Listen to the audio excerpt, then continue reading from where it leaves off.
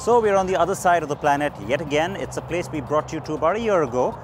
Spartanburg in South Carolina in the United States is where they make this car and all the other SUV models from BMW.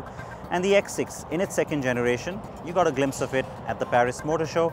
It's now time to drive it and bring you all the details. Welcome to a brand new episode. I'm Siddharth Vinayak Partnkar. We're going to begin, of course, with that big monster, and I've got it in the M Performance version.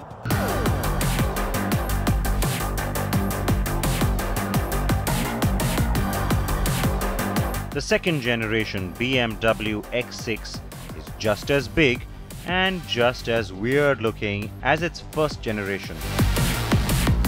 It also tells the same story of over-the-top impractical demand from buyers as its predecessor. But it's also a great improvement over the first generation. And so to verify that, we will begin straight away on the track. Yes, on the track, where you don't usually find SUVs. But then BMW has always called it a sports activity coupe. The new X6 is more agile, sportier, and generally performance-oriented. The idea was to display a different driving character from the X5s, even though that new generation is plenty sporty to begin with. The X6 has a comfort adaptive suspension package with dynamic damper control that works with an air suspension, and the air suspension has an automatic self-leveling for the rear axle. The electronic system adapts the car's damping to the road conditions.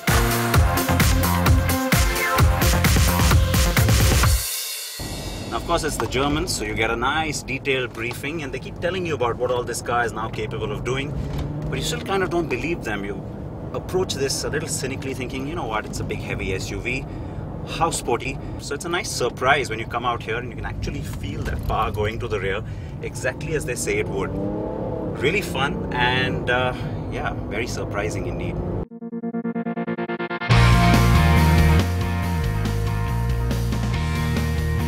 Yes, that's because the car has the capability to transfer extra torque to the rear wheels to increase traction, and also to each individual wheel to increase grip and stability.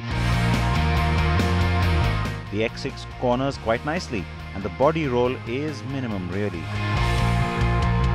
So next we thought, why not head into the slalom course? The car isn't the most nimble here, and to be fair, can't take very tight cones. But for its sheer bulk and size, it does admirably.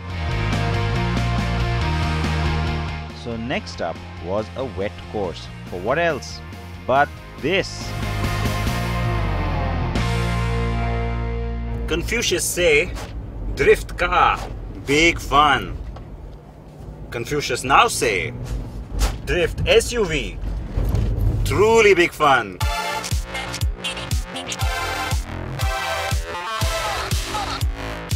Yes, it's a little absurd really when BMW told us we could do this. Absurd, but fun. Oh man, this is mad. This is just mad. You can really feel the torque going to the rear wheel, the outer wheel. Really keeps the car in control. Of course, when you turn the DSC off, then things get even more fun.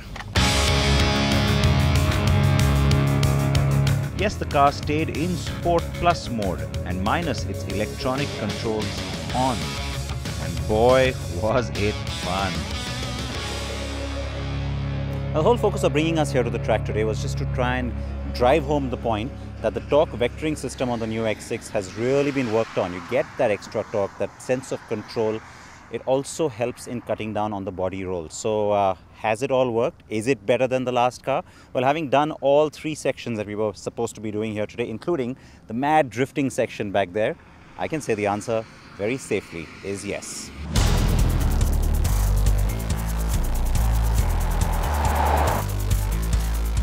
Whew, that done, it was time to head out to the real world. But before that, a quick look at how the car did on the SUV obstacle course within BMW's Spartanburg plant. The X6 has a reasonable wading capability and can climb and descend inclines with a fair amount of ease.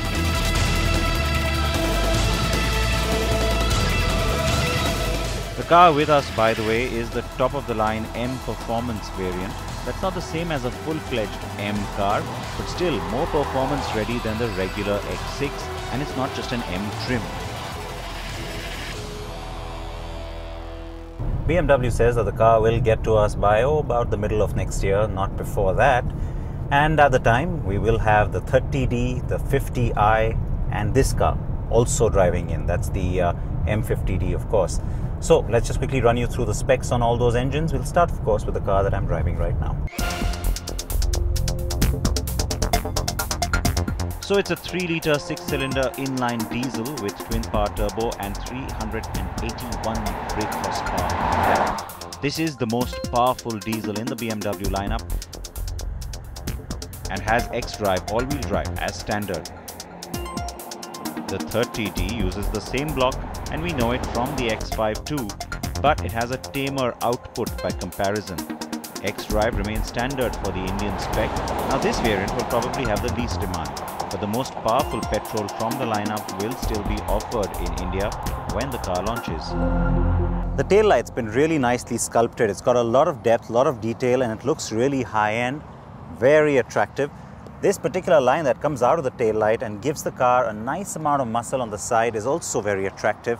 And then you come to the controversial bit, which of course is the sloping roof line. Now, the debate about whether or not a sports activity coupe is required in the market or not, well, you know what? There are many people who are going to say that it's a ridiculous car to have and you really don't need one.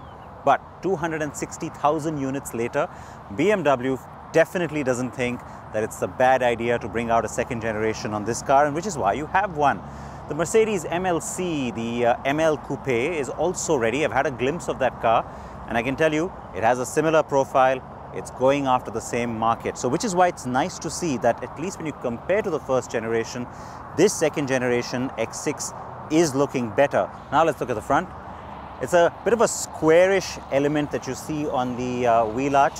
That's carried over from all the other X models, and that's intentional. This being an M performance version, you get the little M badging on the side, but it's really the face that's imposing. And that's the thing, even with the last generation of the X6, the face was never a problem. It looked nice and bold and big. So does this one. I like the way that the metal has been sculpted on the hood. It gives the car a sense of power as well. And like I said, never had a problem with this end of the car. It's really the rest of it that I continue to have a problem with, but it's not for me. It's not for people like me. There are so many others who are going to still like it, and then there's going to be a bunch of people like me who are going to still find it hard to digest.